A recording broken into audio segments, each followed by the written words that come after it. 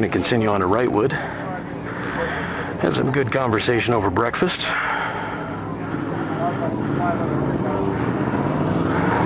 Wide variety of bikes here today. Everything from Ducatis, MV Agustas. We've got actually got a Ducati dealership representing here.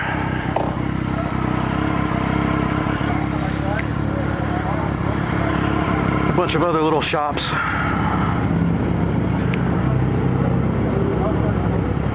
So there's a gas station in Wrightwood. So at the end of the 55-mile stretch, we are going to stop and get gas.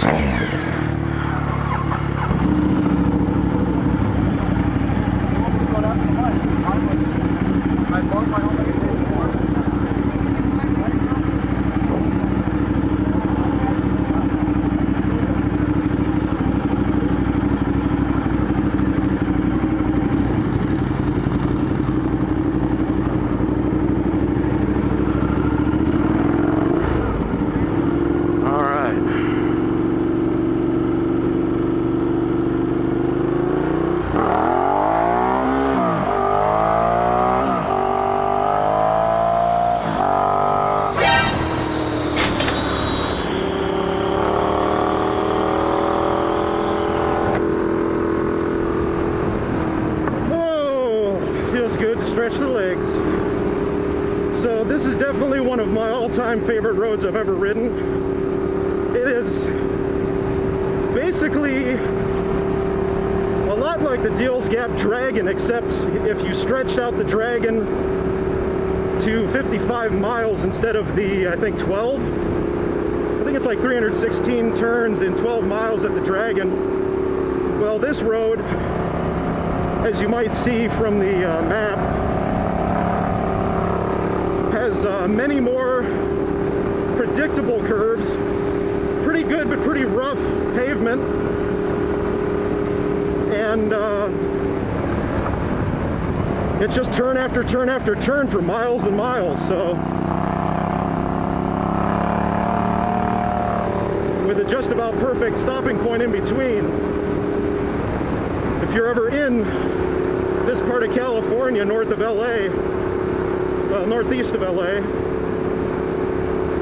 it's very much a road worth checking out. Stop in Newcomb's, get some, I don't know, middling quality food. It's more about people watching and looking at all the interesting bikes. I'm going to spend more time and actually walk around and looking at bikes when I get back. Probably be about noon at that point.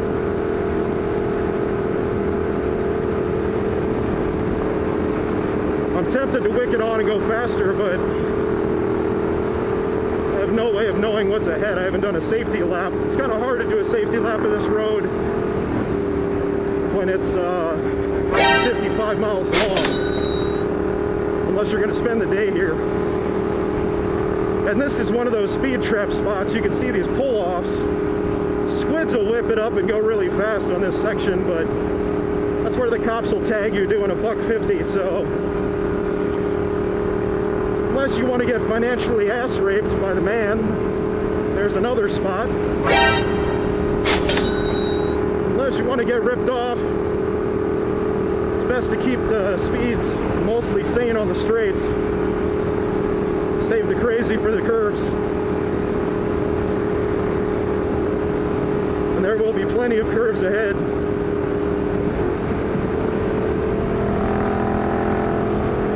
It does get technical. There's some downhill tight corners, so when you get rocks that big, softball to basketball sized boulders that trip out onto the road, and pine cone sized bits like that. Bicyclists. I think it's easier coming up the hill, up the mountain, and it's tighter going down, and all the sand tends to be on this side of the road, so I'm going to take it semi-easy. Try to don't know, some people watching might think that this lean angle is not taking it easy, but I don't know, for me it's pretty average.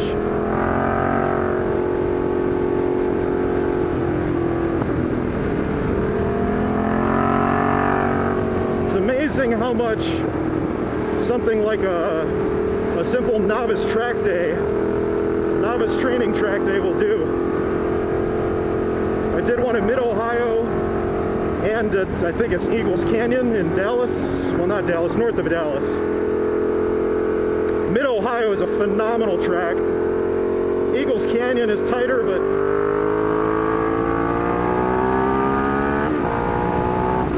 equally technical. I actually had a guy in a Moto Guzzi low side out in front of me. It's one of those times that I'm glad I knew what target fixation was, because I was watching him as I did a tight right-hand U-turn, well, 180-degree turn. I was watching him just slide off the track into the hay bales. Like, oh, that's not good. Oh, and this is one of those spots that I would scrape my header.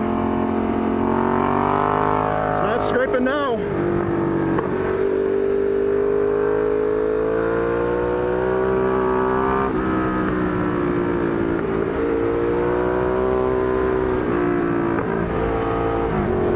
Neither are the pegs. I'm concerned that my pegs might pinch my foot into the engine if I go down too low.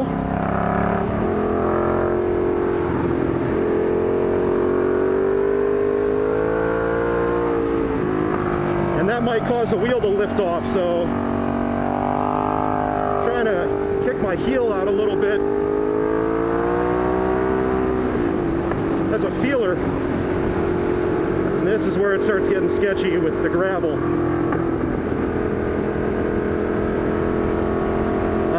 One of the times that I was out on a ride on my 1098, there was a guy on a Monster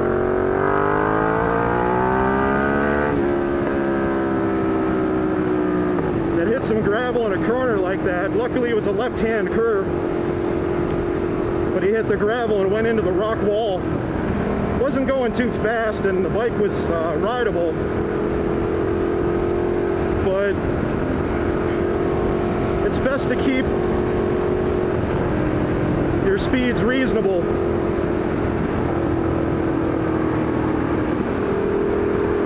That's why I have not crashed since I started riding on the street.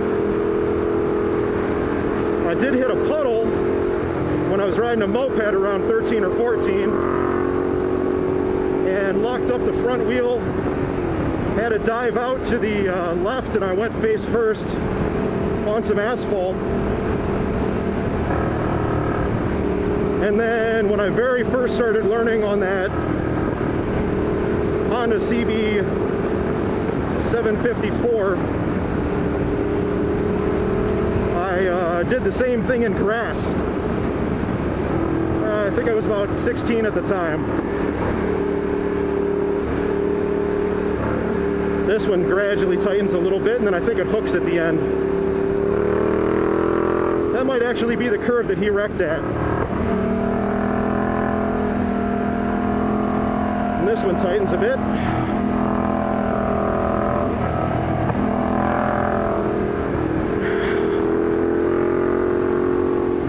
So aside from that, and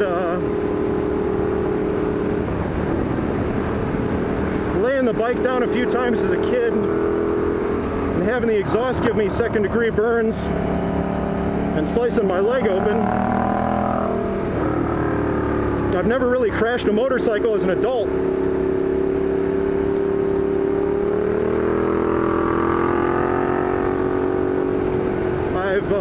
I've dropped my bike a couple times at a stop because I just lost my balance, and over you go, and there's not much you can do about it once you hit that tipping point.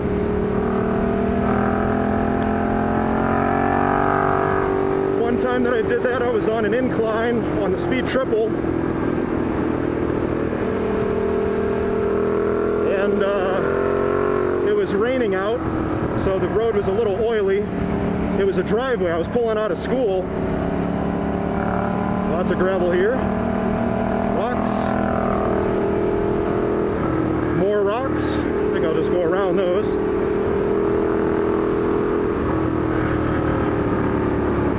So I was pulling out of school, and I went to put my feet down on this incline, and my damn pant leg caught the foot peg on the right-hand side. So instantly I lost my balance. The bike started tipping that way, and I hit about the 30 to 45 degree lean angle, and the bike was just it was just too awkward. It would have been like trying to deadlift 430 pounds with your legs wider than your shoulders and not expecting it. So luckily I had frame sliders front to back,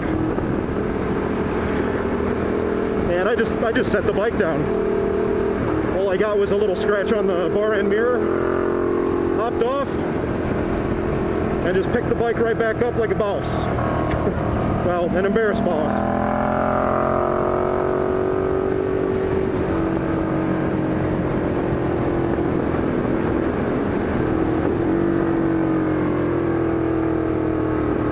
I gotta be careful when I roll up on people, because sometimes I think I intimidate the shit out of them and they end up going wide in corners. I had that happen a few times back home in Ohio. So anyway, the other time that I dropped a bike was my 1098. Hurt my pride a little bit. I just pulled up to work. A friend of mine had had a really bad crash in the rain a few days prior, and her bike was not at work, which it almost always is every morning. And I got totally distracted by that. Was a little bit concerned for her safety and forgot to put my kickstand down. So of course, as I hop off the bike,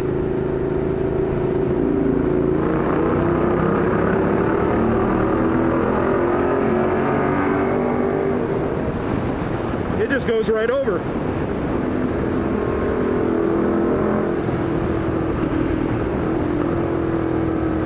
Luckily, not a lot of damage with that. It was just a clear coat on the left-hand side, and I think a minor scratch on the windscreen. Maybe a little ding on the bar end. But that time, I also was struggling to get the bike up, but it was going down way too fast. And I just ended up setting it down gently,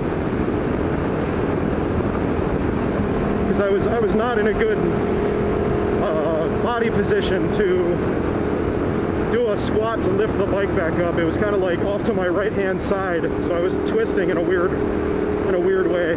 Oh, son of a bitch! This is not cool. We will not be getting gas.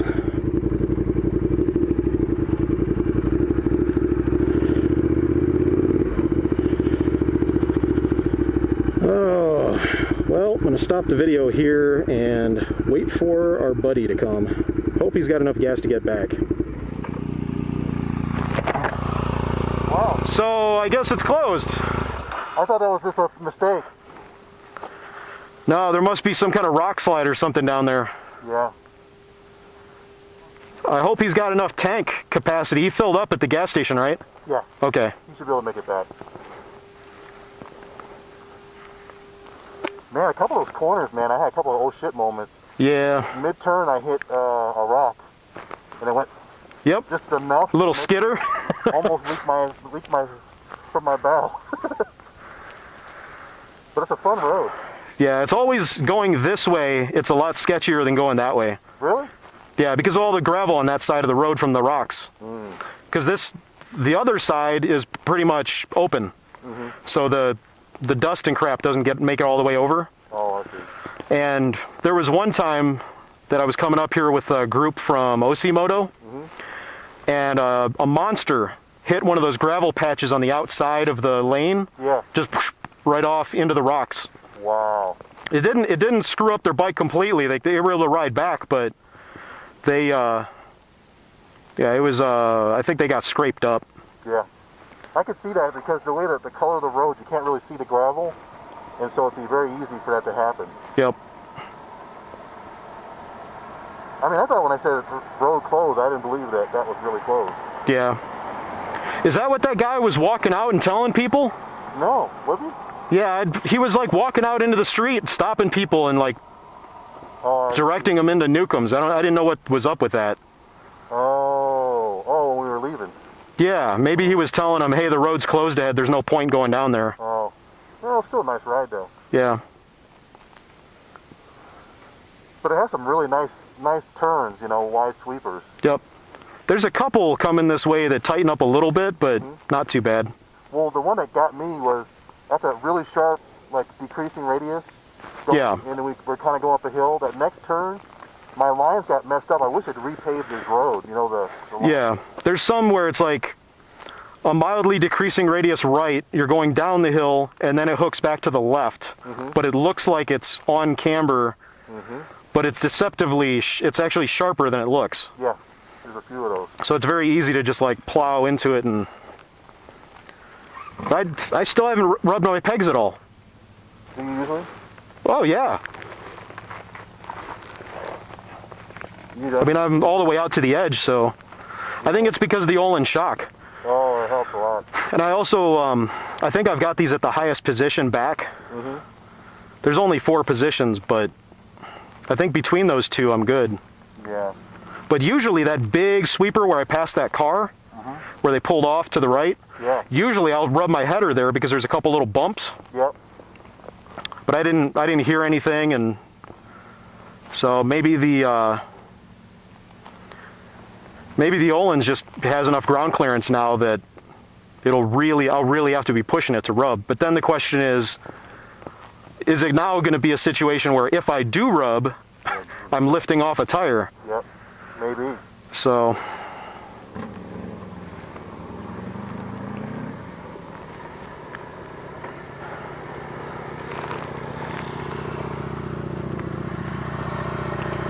we'll see.